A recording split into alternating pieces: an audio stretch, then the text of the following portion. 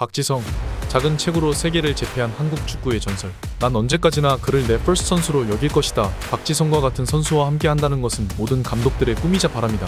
그의 유일한 단점은 자신이 세계 최고 중 하나라는 사실을 모른다는 것이다. 알렉스 퍼거슨, 더 이상의 표현은 없다. 박지성은 내가 발굴한 최고의 선수다. 거스 히딩크, 내가 넘지 못한 유일한 선수.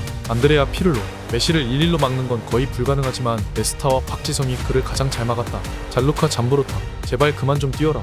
마이클 에시엔, 박지성은 환상적인 선수다. 골과 어시스트를 모두 잘했고 내가 같이 뛴 동료들 중에서 가장 저평가된 선수다. 웨인 루니, 세계적인 축구 스타들이 박지성에 대해 했던 말들입니다. 오늘은 축구 장인 박지성 선수에 대해 알아보겠습니다.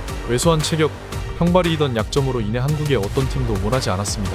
하지만 그는 포기하지 않고 수많은 노력과 도전을 통하여 세계 최고의 선수로 성공을 거둘 수 있었습니다.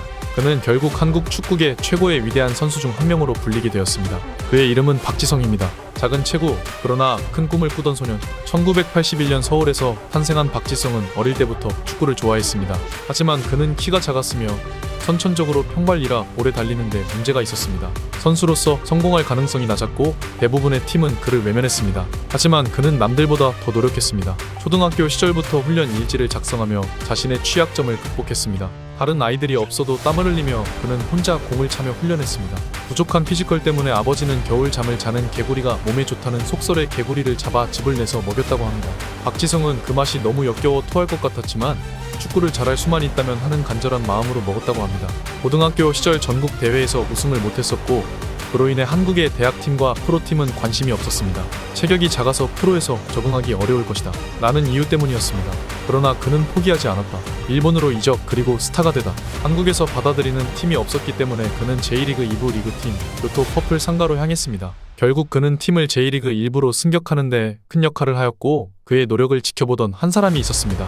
그 사람은 바로 한국 국가대표팀 감독 거스 히딩크입니다. 2002년 한일 월드컵 국가대표팀 감독 히딩크는 박지성을 대표팀에 발탁했습니다. 그리고 운명의 순간이 다가왔습니다. 조별리그 마지막 경기 대한민국 대 포르투갈. 한국이 비기거나 이기면 한국 최초의 16강이 존재하는 경기였습니다. 이영표가 박지성에게 센터링 박지성이 오른발로 선수를 제끼고 왼발로 슛, 골.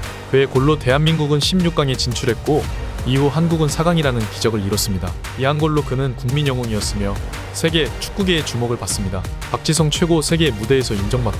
그는 네덜란드의 명문 클럽 PSV 아인트호벤으로 이적했습니다. 챔피언스 리그에서도 맹활약하며 유럽 유명문 팀의 관심을 받고 2005년 맨체스터 유나이티드로 이적했습니다. 맨유는 세계 최고의 클럽 중 하나입니다. 하지만 아시아 선수에 대한 편견이 강했습니다. 많은 사람들이 한국 선수가 능력 있는 맨유에서 버틸 수 있는지? 라고 판단할 것입니다.